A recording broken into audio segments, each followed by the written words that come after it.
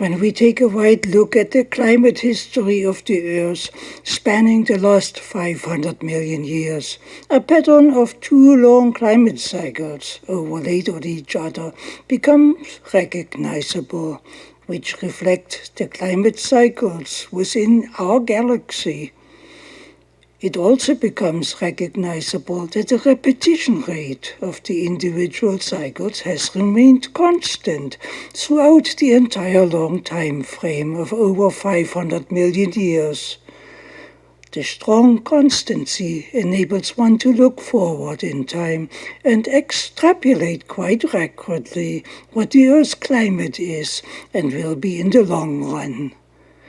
Here we discover that the Earth's climate is presently at the weakest and coldest level in 440 million years. The weakness of the climate on Earth reflects the current weakness of the galactic system that affects our solar system. The currently weak climate that we experience reflects the increasingly vulnerable dynamics of our solar system, and with it the weakness of our Sun. All this means that we live in precarious times with a wide variety of uncertainties unfolding.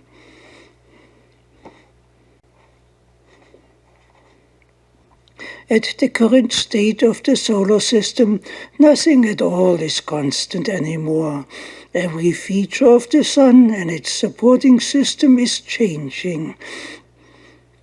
The entire system is dynamically diminishing and is diminishing rapidly. The current climate on Earth, our interglacial climate, has itself been diminishing almost from the interglacial optimum onward, all the way to the present time. And the interglacial climate isn't merely diminishing, it is diminishing at a rapid rate, and this rate itself is increasing.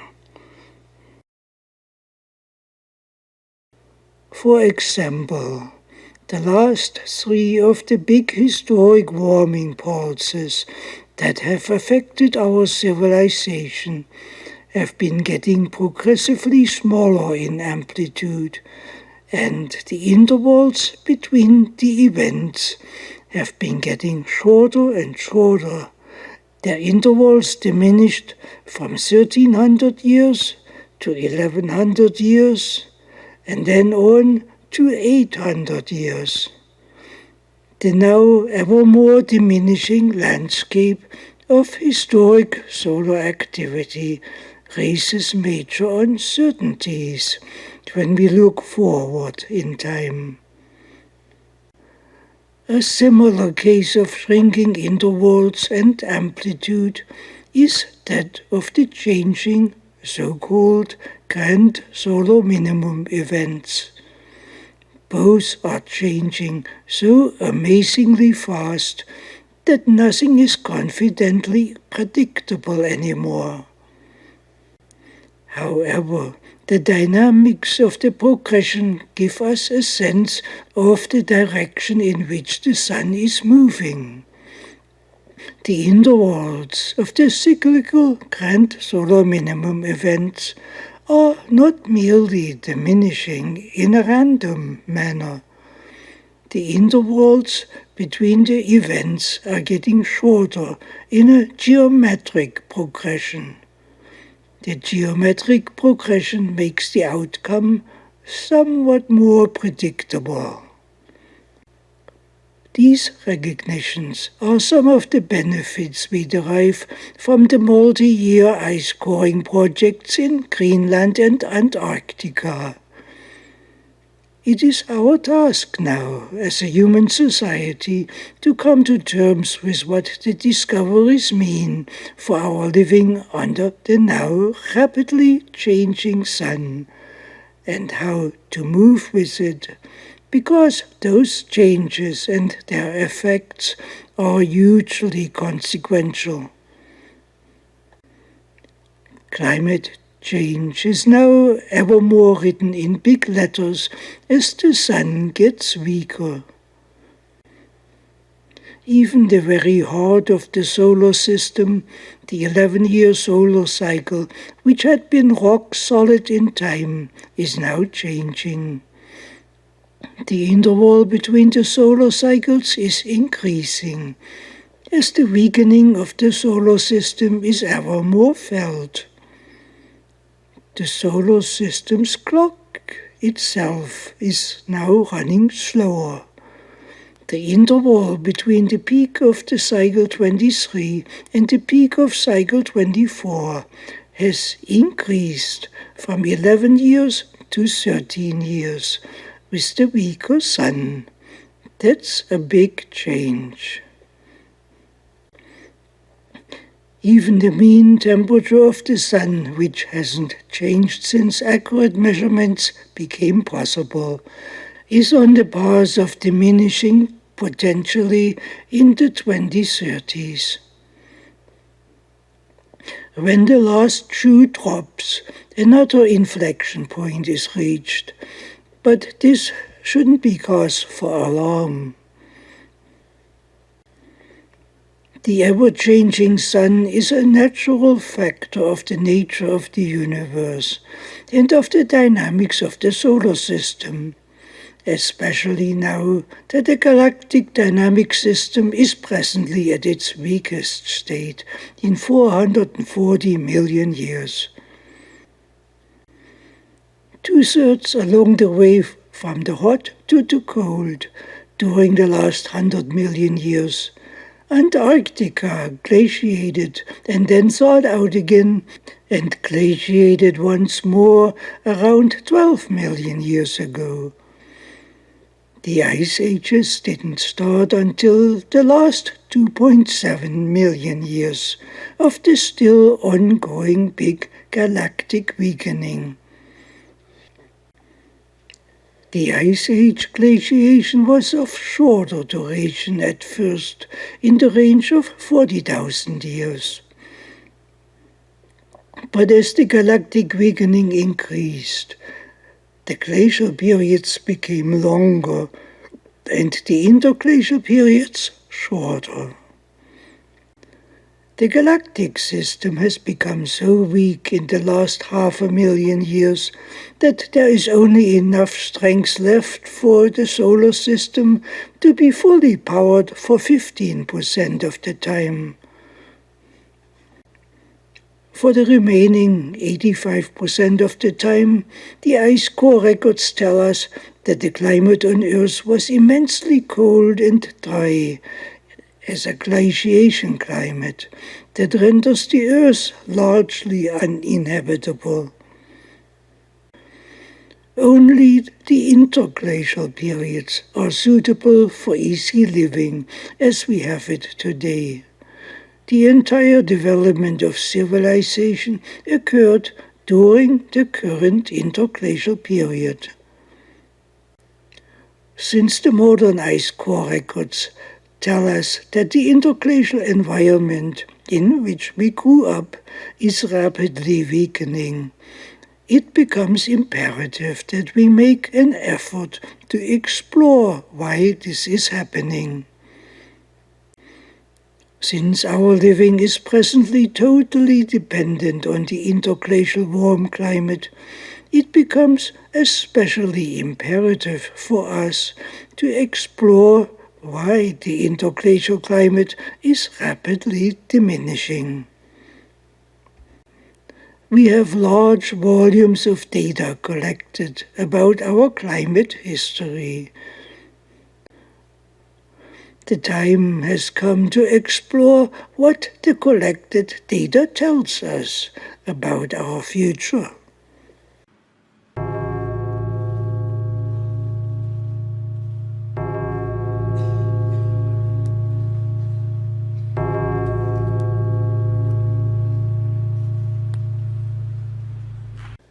What we see happening in numerous records of actual physical historic events is ironically not possible to perceive on the widely accepted platform of the sun that has become mainstream science. What has been accepted is archaic. None of the large changes that have been discovered are compatible with the mainstream model for an invariable sun. Even in itself, the theorized model is so full of holes that it is self-evidently false. The large dynamic events that have been discovered about the solar system and the sun demand a dramatic advance in the science of the solar physics and an advance in the humanist paradigm that enables us to respond to what has already been discovered. Here, advanced and truthful science aids us, while archaic science that may be intentionally false blocks our responses. As I said, none of the discovered and fast diminishing climate phenomena are possible on the platform of the internally powered hydrogen sun theory, which according to the theory itself cannot change, much less change rapidly. It is theorized under the archaic doctrine that the heat from the core of the sun takes 30 million years to come to the surface by convection, and roughly 12,000 years by photon emissions, absorption, and scattering. Such a sun cannot change as rapidly and as extensively as we have observed the real sun to change. But then, astronomy has had a long history of resorting to mistaken premises in order to meet politically imposed objectives, such as those that Ptolemy's epicycles were invented for. The hydrogen gas sun theory is an imaginary tale of dreams, of a similar inventive type as Ptolemy's epicycles were. The time has come for a new humanist paradigm of scientific development to be developed that actually relies on verifiable physics instead of on mysticism. When we look at the sun with a telescope, we see rather plainly that sunspots are dark, while the opposite should be the case if the sun was heated from the inside. We are told that this is so because mythical dark energy that blocks light streams through the sunspots. And this is only a part of the theorized mysticism that is spun around the sun that even children would find hard to believe.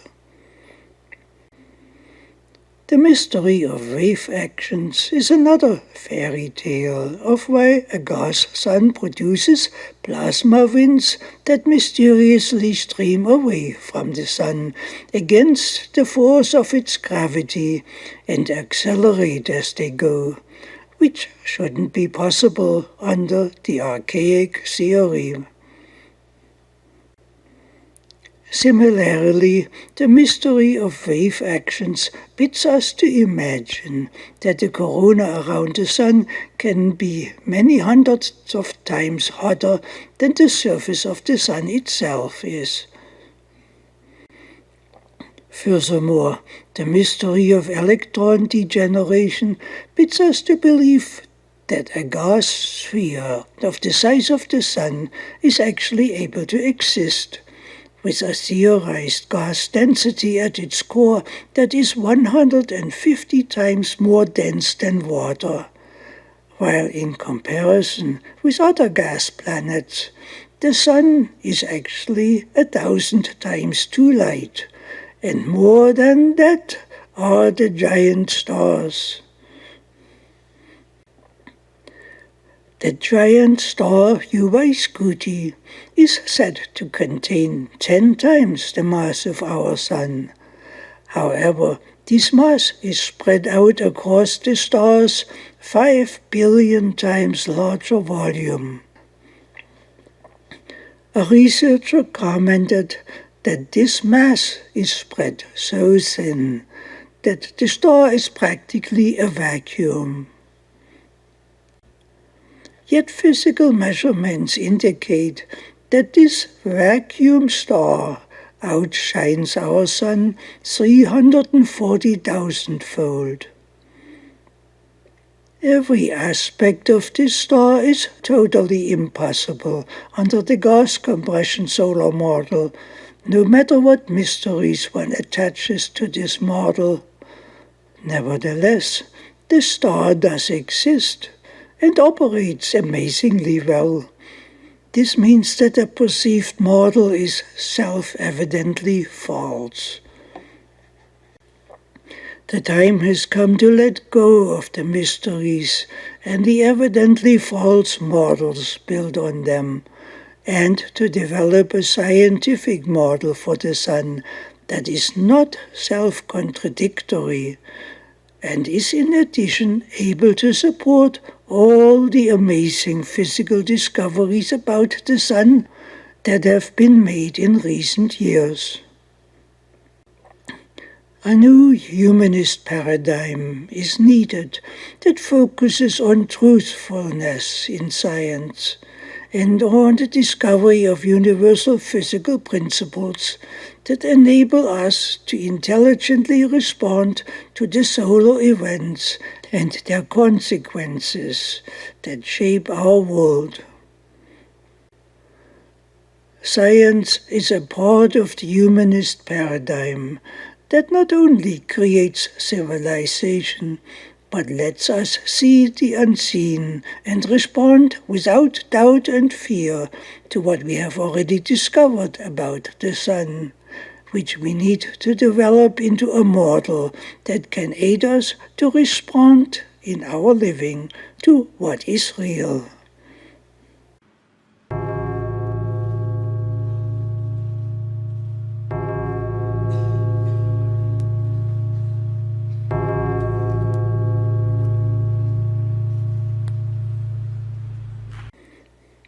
One is challenged to discover a model that can produce all the numerous diverse dynamics in physical events that we have discovered. The only platform that offers such a model that fits all the parameters is the plasma sun platform. The plasma sun is a sphere of plasma, which is the name for electrons and protons existing in unbound form in space. When large quantities are brought together into a sphere the size of the sun, the lighter electrons that swarm around the protons migrate to the surface, away from the center of gravity. The change of distribution enables the protons at the center to repel each other more, which gives the center a low mass density and the surface an extremely high mass density and high electron density. Such a sun presents to the cosmos an extremely high electric potential, which attracts plasma from interstellar space. The interstellar plasma flows onto the sun in long plasma streams, but the plasma doesn't pile up on the sun. The sun consumes a portion of it in electrodynamics processes of atomic synthesis that binds the plasma up into electrically neutral atomic structures. And the plasma that the sun doesn't consume simply flows on. The intense action happens on the surface of the Sun. All atoms that the planets are made of were created in this process on the surface of the Sun, by which interstellar plasma is massively consumed. The process is highly energetic, so that the created atoms are intensely energized by it and light up the Sun. All atoms emit energy in the form of photons of light when they become energized. The evidence that this happens on the Sun is the sunlight that we see. The nature of the plasma sun is such that it is not its own master. It responds to what flows into it. When the inflow is strong, the sun becomes extremely active. But when it is weak, the sun becomes quiet. I have presented in previous videos that our Sun and its solar system is located at a node point on an interstellar plasma stream. The extremely long dimension of interstellar plasma streams generates an electric resonance in the plasma stream with a very long cycle time, in the order of 100,000 years. All plasma structures have a specific resonance according to their size. At the node point, something interesting happens.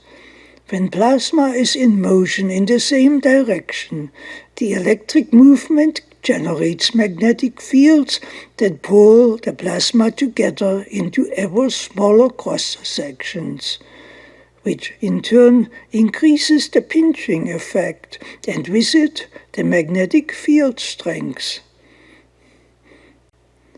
At an extreme point, the entire process breaks down, whereby a hole opens up in the plasma streams through which intensely concentrated plasma escapes.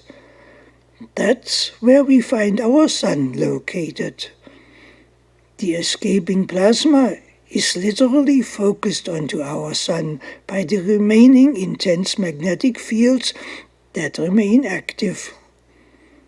The plasma researcher David LaPointe, who explored the process, has termed the dynamic electromagnetic structure the primal fields. When the primal fields are active, our Sun is intensely powered, with a dense sphere of plasma surrounding it, which is formed by the primal fields. But when the interstellar plasma stream is too weak to maintain the Sun in its high-powered state, the pinching effect is too feeble for the primal fields to form, so that the plasma simply flows by the Sun. When this happens, the Sun operates at a dramatically lower intensity. It goes to sleep, as it were. It hibernates, waiting for the plasma streams to become dense again. When the Sun hibernates, the Earth is in an ice age climate. In the long sweep of the last 500,000 years, the Sun has been hibernating for 85% of the time. The hibernation of the Sun is the result of the present low density in interstellar plasma streams and its internal oscillations. There is only enough density left at the present epoch for the Sun to become active with primal fields for a mere 15% of the time at the peak of the oscillations. The peak time activation is the reason why the interglacial period has been diminishing from its midpoint to the present. As I presented in a previous video, It takes a far greater plasma density to activate the primal fields than it takes to maintain them. Note that the plasma density diminishes ever more steeply the closer the interglacial period comes to the turn-off threshold for the primal fields. This steep decline near the turn-off point is the driver for the diminishing process that we now see expressed ever more in the weakening of the solar system. The diminishing yellow curve of the interstellar plasma density that is shown here between the on and off states has a direct effect on the intensity of the activity of our Sun during the interglacial period, and especially so now as we move near the end of the interglacial. The on-off point of the curve mark the extent of the interglacial period. With this established, we can now look at the details of the diminishing solar system and develop a model that can facilitate the kind of phenomena that we see. The intensity of the solar actions that we see evident in historic ice core samples appears to be affected by three types of different resonance effects, which flow together and affect the density of the plasma streams flowing onto the Sun. This means that the three different resonance effects originate from three different plasma structures. We see, for example, that the solar minimum cycles are of shorter duration than the intervals of the big historic warming pulses, which therefore must both have a different cause. This means that the specific climate features that we see reflected in the solar system's dynamics each add their unique contribution to the interstellar plasma stream, with all of the contributions flowing together in the process that powers the Sun.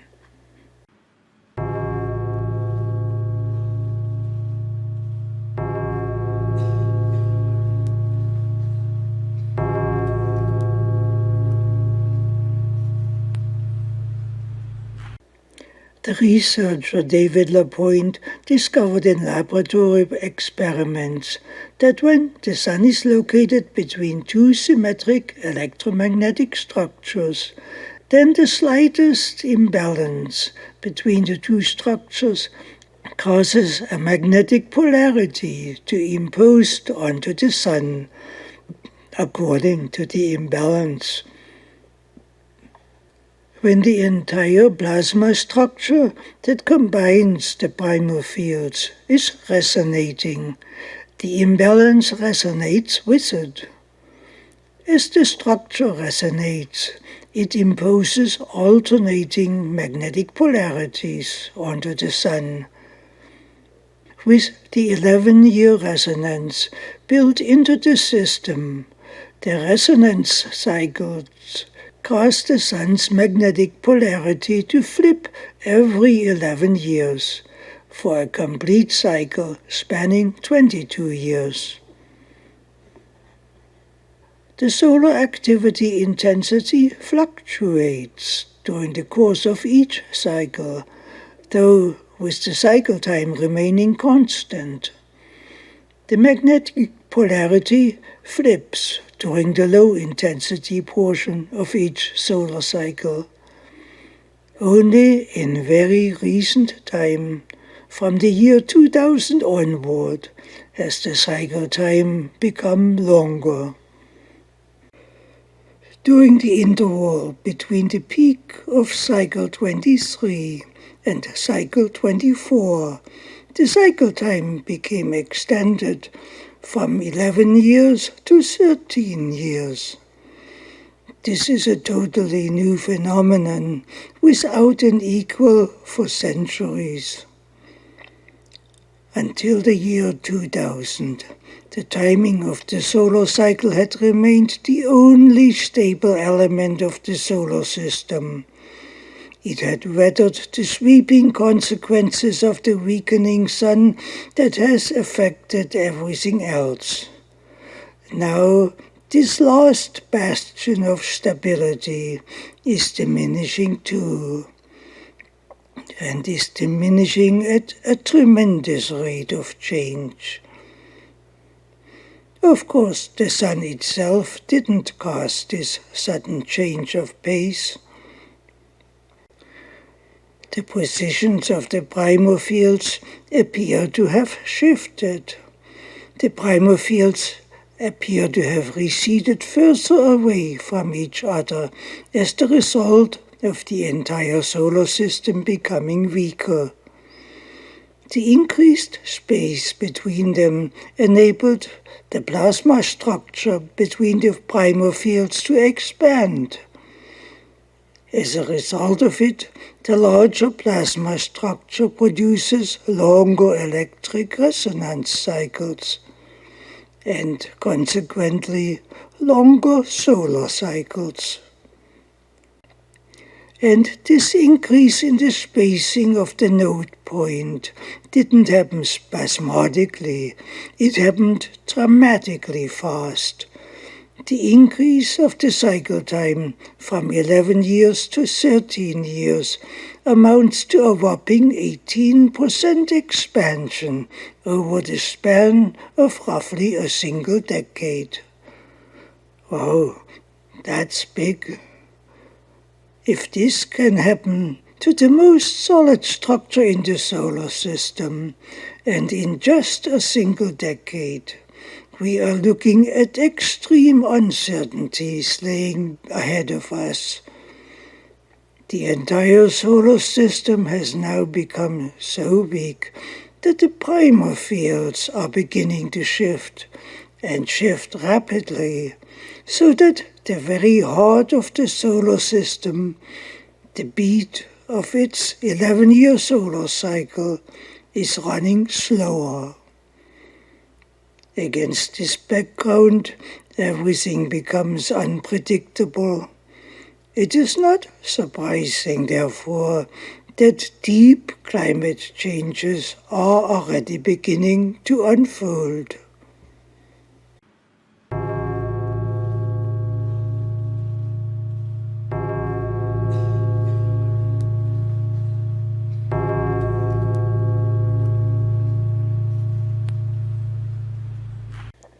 As I said before, deep changes have begun to manifest themselves for 3,000 years already, as we see it reflected in the diminishing big warming pulses and the shortening of their cycle intervals. As I also said before, we see the big grand solar minimum events occurring in ever shorter intervals and amplitude. We see the 250-year cycles getting shorter. And we see the 1300 years interval getting shorter likewise. Both of these long-term cyclical phenomena are rapidly diminishing. However, the big difference in the basic cycle times of 1300 years versus 250 years indicates that these events are caused by separate phenomena, though of a similar type, and of a type that affects what flows through the primal fields onto the sun. This dual-type evidence leads to the concept of twofold nested electromagnetic structures, or nested primal fields, as David Lapointe refers to them. A concept that's similar in geometry of the theorized Oort cloud system. The Oort cloud is a concept of nested asteroid fields that are theorized to surround the solar system at a large distance. The Oort cloud was theorized as a potential origin for comets that are not aligned with the planetary ecliptic. The cloud is theorized to contain trillions of asteroid objects, all held in place in two concentric clouds, a large shell-type cloud and a toroidal cloud within it that is sometimes referred to as the Kuiper belt. Both structures are perceived as centered on the Sun, but at a very long distance away from it. However, the theorized clouds of asteroids may be simply plasma structures. The geometry of such structures is consistent with features discovered in laboratory experiments of high-energy plasma physics, shown on the right in pink. In a high-energy electric discharge experiment conducted at the Los Alamos National Laboratory, the experimental plasma stream became extremely concentrated by the self-forming magnetic primer fields into a narrow, super-dense stream of plasma. Since the experiment did not incorporate a sink for the plasma streams, as in the case of the Sun in cosmic space, the super-dense plasma stream created its own energy dissipation by forming a toroid structure of energized plasma around it. The dissipation enabled the now weaker stream to expand again in the reverse of the process. In comparison, the plasma toroid would be comparable to the theorized Kuiper belt of the Oort cloud structures. The researcher David Lapointe discovered that the opposite magnetic polarity of the two primer fields creates a large magnetic field that encapsulates the entire structure. This is what the theory of the outer Oort cloud may represent. The physical asteroid objects that supposedly compose the Oort clouds have never actually been seen. Their existence has been assumed as a potential source for comets. But this means that the theorized clouds of the asteroids may not actually exist as clouds of asteroids, but may exist instead as plasma structures, which do have an effect on comets passing through them. In principle, nested plasma structures are possible that echo the basic nested concepts of the theorized Oort cloud. The toroidal shape that developed around the central stream in the high-energy plasma experiment at the Los Alamos National Laboratory illustrates a basic principle that may be reflected in the forming of the larger cosmic plasma structures. Of course, as giant plasma structures, each of the big structures has its own inherent electric resonance that reflects its physical size. This means that the resonance in the outer plasma cloud is likely the cause for the 1300 years cycle of the big warming pulses that we see in climate records.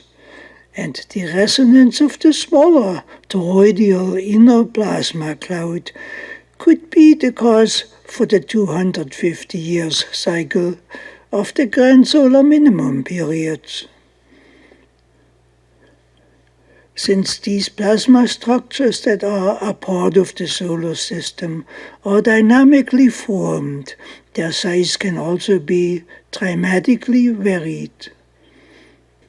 As the solar system is now weakening, the physical size of these structures would theoretically become correspondingly smaller, which would reflect itself in shorter resonance times, such as we see in the ice core records. The 250-year resonant cycles thereby became faster. It is repeating now in ever shorter intervals.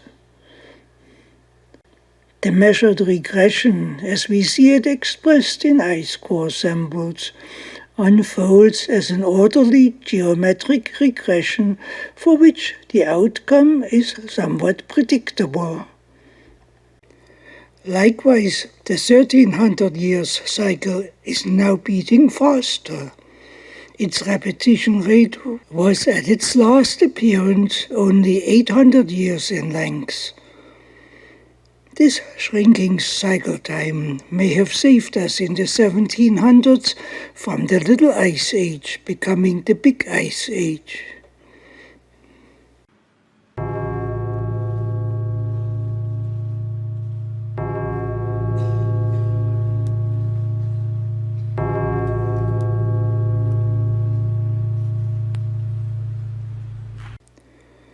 The cyclical big warming spike in the 1700s, though diminished somewhat, had upramped the Sun at the deepest point of the Little Ice Age, and with it may have saved our existence. No one was prepared at the time for living in a largely uninhabitable planet, which the Earth becomes during an Ice Age glaciation phase.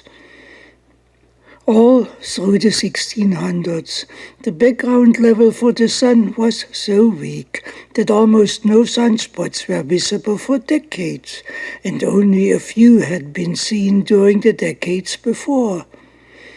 The actively lean period became known as the Maunder minimum, and is famous for its lack of sunspots. But what about it? Did the solar cycles stop? Did the Sun go to sleep? No, the Sun did not go to sleep during the Maunder minimum, even during the times of zero sunspots. The solar cycles had continued through all these times, although at a much lower level, that they no longer cast sunspots on the Sun. However, they did cause corresponding changes in solar cosmic ray flux. The cosmic ray flux is measurable in ratios of the beryllium-10 isotope that cosmic ray effects generate in the atmosphere. The solar cycles shown in blue are measurable proxies for solar activity, measured in beryllium-10 ratios. Beryllium-10 is produced by cosmic ray collisions with nitrogen atoms and oxygen atoms in the atmosphere. The isotope thereby becomes a measurable proxy for solar activity. When the Sun is weak, the plasma shell around it is weak also, which enables larger volumes of cosmic rays to penetrate it and affect the Earth and generate beryllium-10 in the Earth's atmosphere. The beryllium ratios, which are high when the Sun is weak, are presented inversely here to illustrate the weakness of the Sun. The Sun was so weak during the Maunder minimum that the activity fluctuations occurred below the visible threshold. We see this time of process happening again in modern time. When we see the solar cycles becoming smaller in terms of sunspot numbers, this means that a portion of the solar activity cycle unfolds at a sub-visible level, below the zero sunspot level. We get into these situations typically at the beginning and the end phases of a solar cycle. This means that the solar cycles themselves don't get smaller in amplitude. It only means that they unfold at progressively lower levels. This is why the peak of cycle 24 is so low in sunspot numbers, as half of the cycle unfolds at the subvisible level. The correlation is significant in principle as we look ahead into the near future.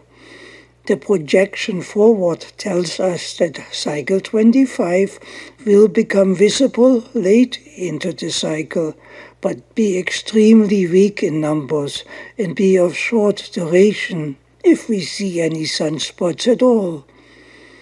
Cycle 26 and 27 will be so weak that all of them will unfold in the subvisible with 0 sunspots on the face of the sun.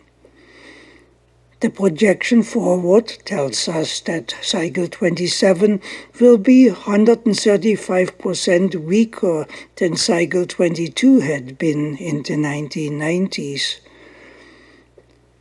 A 135% collapse of the solar activity in only 5 solar cycles, or less than 60 years, is huge. It is almost unpredictable in consequences. There likely won't be a recovery happening. The last grand solar minimum event that we see in the sunspot numbers had occurred in the 1970s to 80s time frame. We saw a recovery thereafter of 50 sunspots. If such a big recovery should happen again after the next low point, projected for 2017, which falls into the current solar cycle 24, we might see increasing sunspot numbers during cycle 25, which would reflect the sun recovering from the minimal period in cycle 24. However, the amplitudes of minimal periods have been getting progressively smaller in line with the shorter intervals. The last large minimum cycle was the Dalton minimum of 1810. It caused a noticeable recovery in the sunspot numbers. However, the next such cycle in the 1890s was much weaker. It was so feebly expressed that it isn't even regarded as a minimum event anymore. The same is apparent about the minimum cycle that followed, including that for cycle 24. The Dalton minimum of 1810 had occurred at a time when the solar system was relatively strong and the cycle intervals long. Now that the intervals had shrunk to less than a third, the amplitude has shrunk with it accordingly, to a level that is no longer of any significance. This means that we won't likely see a noticeable interruption of the sharply diminishing solar cycles that began at the year 2000. This also means that the expected grand solar minimum of the 2030s and 40s is not a cyclical repetition of the historic Maunder minimum of the 1600s in the Little Ice Age period, but has a different cause. The long downtrend that we see here, that began with solar cycle 22 in the 1990s, is evidently the result of the global warming pulse now ending, that had lifted us out of the Little Ice Age in 1715 and gave us the global warming period that followed. That's what is now ending. The historic solar minimum cycles are so weak now that they are, for all practical considerations, history. They lack the intensity to affect us anymore. The weakening of the sun and its solar activity will likely continue and may even increase dramatically, which is symptomatic of the sharp collapse that we have seen in the past of the historic warming spikes.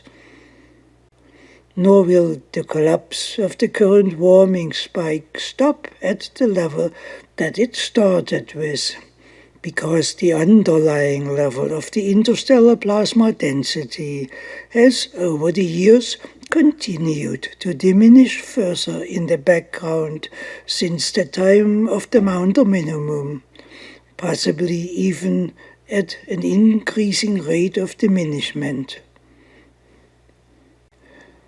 At some point on the steep slope of the collapsing global warming poles, the critical threshold will be crossed where the primal fields collapse and the next ice age glaciation will begin.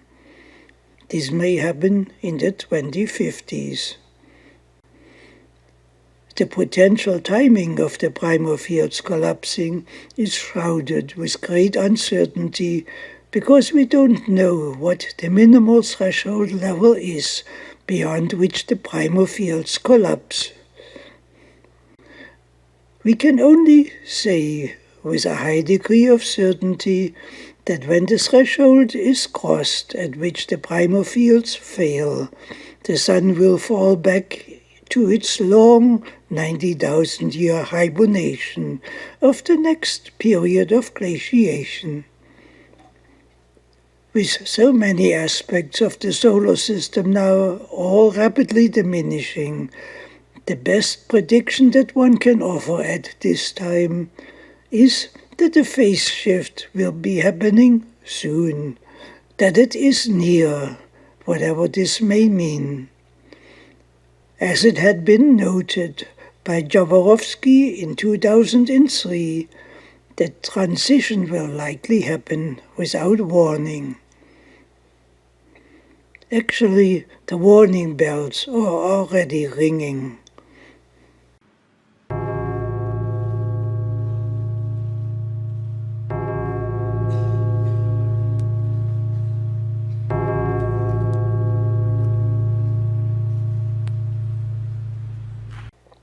The rate of the collapse of the solar wind pressure of 30% in 10 years that the Ulysses spacecraft had measured gives us an indication of how close we have come to the phase shift event. The rate of diminishment of the solar wind pressure closely matches the rate of diminishment of the solar activity cycles. The two are the same. This means that the diminishing solar activity intensity is the driving cause for the diminishing solar wind intensity. However, the solar wind pressure has its own built-in threshold. It cannot diminish below zero, while the solar activity intensity continues to diminish. Here a new phase in the solar collapse process begins. The new phase reflects itself in the sun's surface temperature beginning to diminish. The Rock of Gibraltar, the solar system's most unchanging feature, the sun's surface temperature, its radiation intensity, is on course to its sinking. A new phase of uncertainty begins when the solar wind stops and the sun loses steam and becomes colder.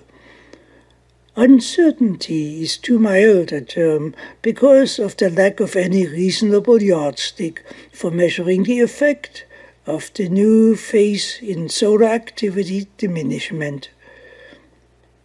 Until this point in the collapse process, the solar wind had vented off excess plasma pressure, which had kept the surface fusion action to a near constant level, as we presently have it. When this regulating feature ends, which is poised to happen in the 2030s, we enter totally unpredictable territory. This is bigger than the solar cycles slowing down, and it will be the final act in the diminishing of the solar system that began more than 2,000 years ago. It will be the final act because everything else is already on the path of diminishing. The rate of collapse that we see already reflected in the solar activity cycles is real. It will continue. And as I said, the same rate of collapse was measured in space by Ulysses spacecraft in terms of the collapsing solar wind pressure, which the spacecrafts are only the beginning of. With the measured rate projected forward, the solar wind will reach the zero level in the 2030s. The zero level is totally predictable. Also, the timing of the new phase takes us directly to the time frame of the grand solar minimum of the 2030s. For this reason, let's explore what services the solar wind does provide, which we will no longer have when it stops. If one compares the solar wind to a kettle boiling off steam that has its heat turned down low, by which the steam stops and the water cools, a point will be reached on the sun in a similar manner, by which its surface temperature becomes colder after the solar wind drops down to zero. Obviously, there is more involved than just a change in temperature. At the current rate of collapse of the solar wind, the cooling of the sun will begin in the 2030s, in the background of this grand solar minimum, so-called. While the solar wind has no direct significant impact on the climate on Earth, its ending is significant as a change in the dynamic process that affects the operational principles of the sun, where the solar wind plays a role. The solar wind not only vents off excess plasma from the fusion cells on the surface of the sun, it also aids the fusion cells in purging the plasma fusion products. The fusion products are the atomic elements that the plasma fusion creates. If they are not removed, they will clog up the fusion cells. The solar wind aids in purging the cells. When this surface stops, the result is totally unpredictable. It may be minute, it may also be large. The uncertainty goes up through the roof at this point. It is only predictable with certainty that the cooling of the sun will begin when the solar wind stops, but not how rapidly it will progress and how extensively it will affect all the other processes. For as long as measurements have been made, the sun's surface temperature didn't diminish significantly, thanks to the moderating effect of the solar wind. But when this moderating effect ends, we will see it reflected in the sun becoming colder, and in reduced fusion actions becoming reflected in reduced plasma consumption, which reduces the sun's sink effect that affects the flow rate through the primal fields. When the reduced flow rate, in turn, reduces the plasma concentration by the primal fields, which reduces the solar activity even more in a self-escalating rate of diminishment. The self-escalating dynamic collapse furnishes the background for the coming grand solar minimum to become the next ice age. For how long the sun can grow colder before the primal fields themselves collapse is wide open to uncertainty. The collapse could happen fast. It could happen during solar cycle 26, or it might linger on into the 2050s. It seems that the closer we come to the big ice age phase shift point, the greater the uncertainties become that lead up to it. This is what we face in the near future. It may be nearer than we are willing to acknowledge.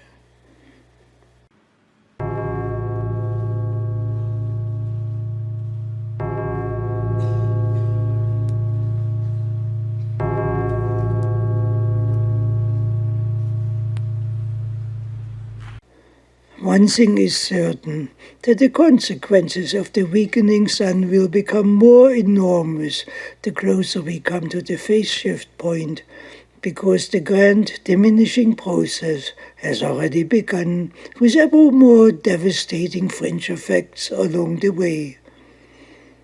All the dynamic effects that we see combined affecting the solar activity intensity already have dramatic climate consequences that are in many ways more visible than the changing sunspot numbers are that we can still see and count.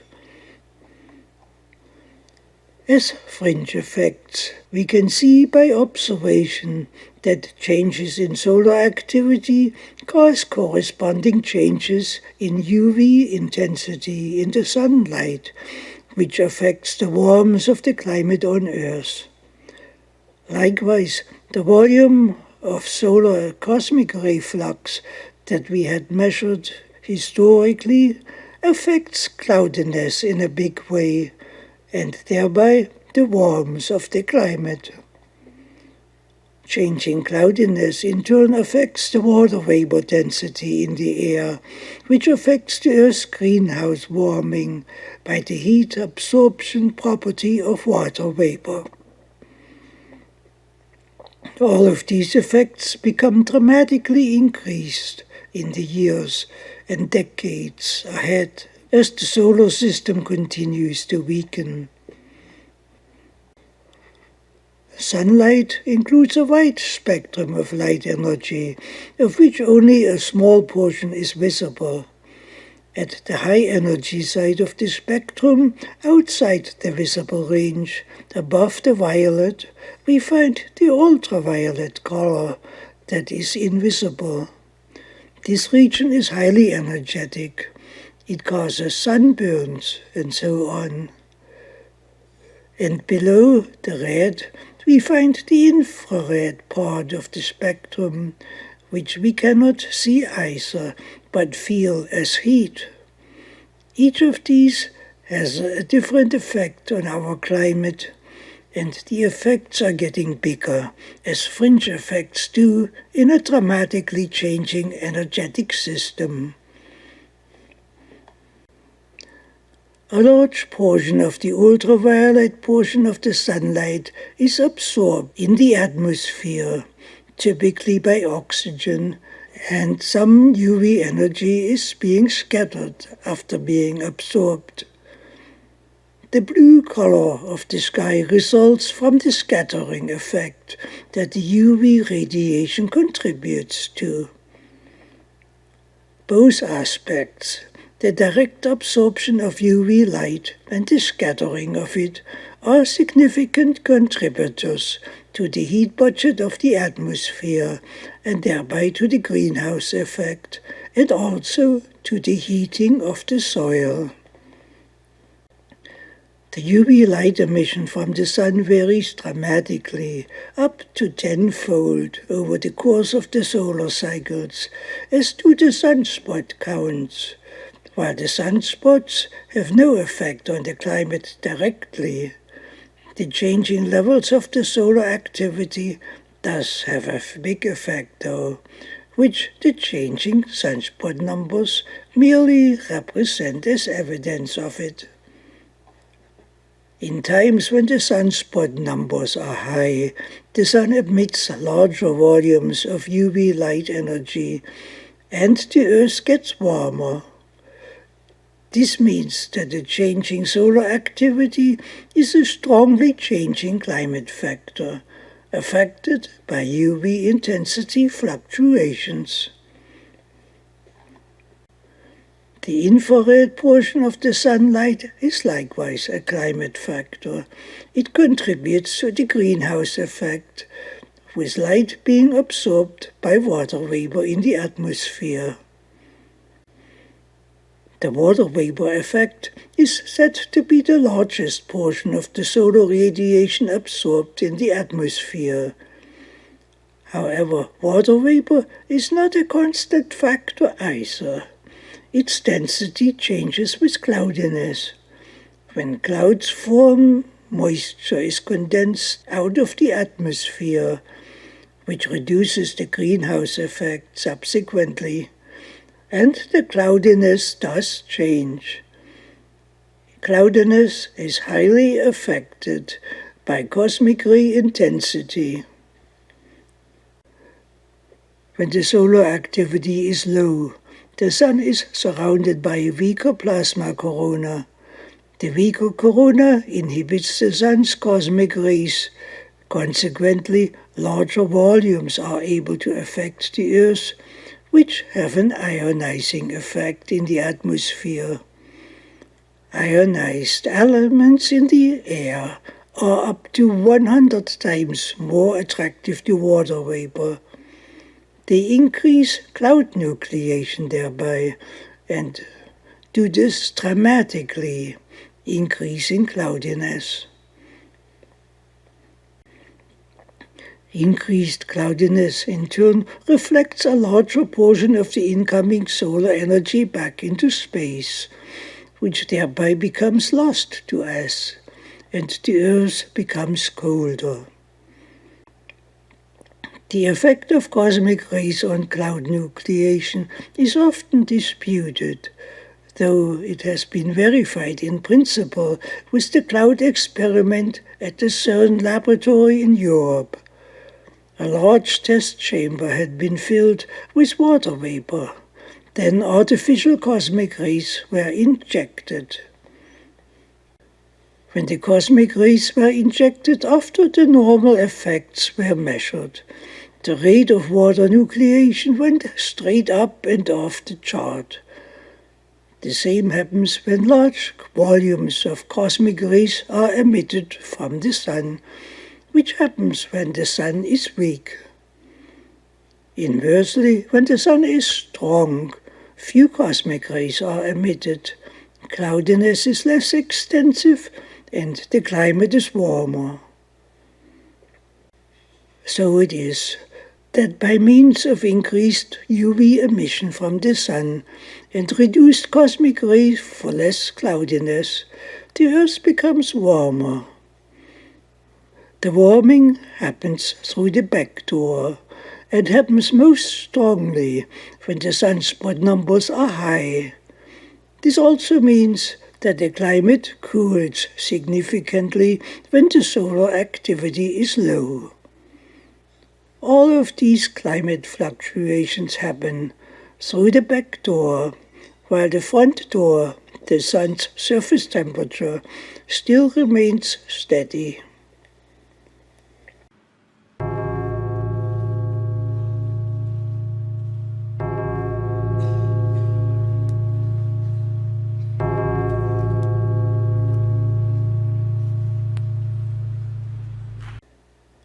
CO2 plays no role in the climate dynamics because it is too feeble to affect anything and is not affected by the Sun, that is the climate master on the Earth. CO2 is simply a non-issue. It has no practical effect whatsoever. But the climate effects caused by the Sun do immensely affect us. That's the issue that counts. CO2 itself is comparable to a cat on the sidewalk at the World Trade Towers in New York. The towers represent the UV and water vapor greenhouse effects, and the cat represents CO2. Even if one would overfeed the cat so that it became the size of a horse, it still wouldn't amount to anything in comparison with the size of the World Trade Towers. CO2 has a 10 times lower absorption coefficient than water vapor. In addition, CO2 is 100 times less dense than water vapor is, and responds only in a few narrow bands at the low energy end of the spectrum, and even there it is masked by water vapor and is far overshadowed by the ever-variable factor of UV intensity and the light scattering effect. With all the factors added into the previous comparison, the cat is most likely no bigger than a mouse, and this is so even without us considering the climate effect of cloudiness, which is also a big variable factor. The greenhouse heat budget gets a large portion of its heat, up to 45% of it, from heat released by the process of cloud forming. When atmospheric water vapor condenses into clouds, the energy that had been absorbed in turning water into vapor is becoming released as latent energy when the vapor condenses back into water. The cloud condensation, of course, reduces the water vapor density, which in turn reduces the water vapor's thermal absorption, which is a big factor of the greenhouse effect. Since almost all of these factors are variable factors, we encounter a large number of uncertainties here, even while we feel their effects unmistakably. We see these increasing fringe effects as an ominous writing on the wall, in the form of increased flooding, droughts, storms, snowfalls, general cooling, crop losses, forest fires, and in big examples, such as the big California drought, the big China flooding events, worldwide mega-earthquakes and hurricanes, and so on. And we see all these fringe effects increasing, while the weakening of the solar system is still in the beginning stages. We have almost 2 decades yet to go on this worsening time till we get to the next final solar minimum that we won't likely recover from, after which the Ice Age begins and things get really bad, when the world becomes largely uninhabitable, in part by the cold and in part by the lack of fresh water as the Ice Age unfolds. The term bad is too mild.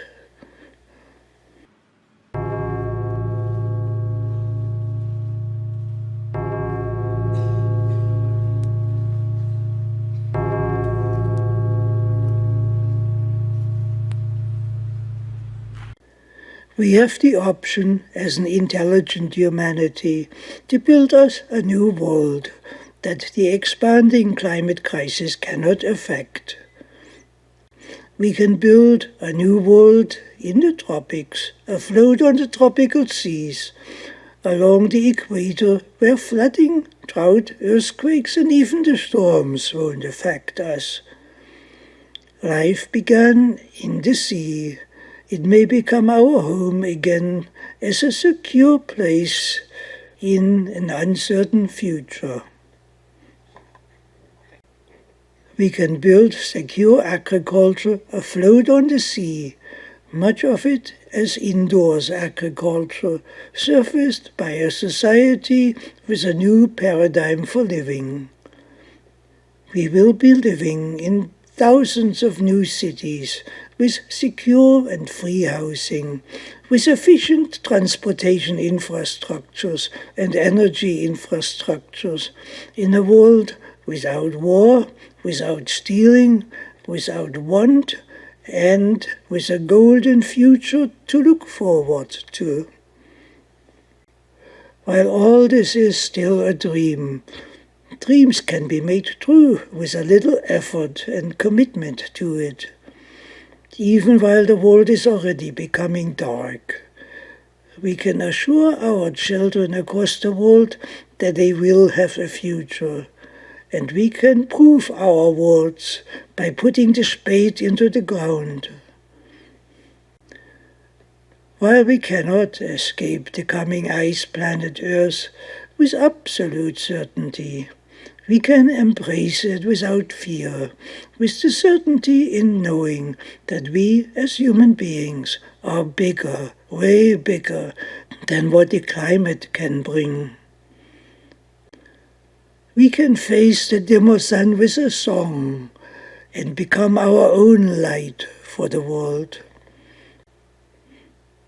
We may not walk on the water, but dance on it as we celebrate our self-made freedom, our freedom to live and love on the high level above the tumults of the small-minded conventionality, where we are tied to the ghost of uncertainties.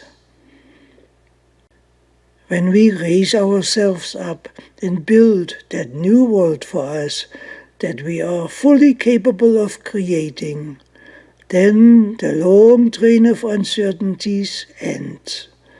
Then we will have a future. And then, without fail, the children of the world will be our joy and our treasure.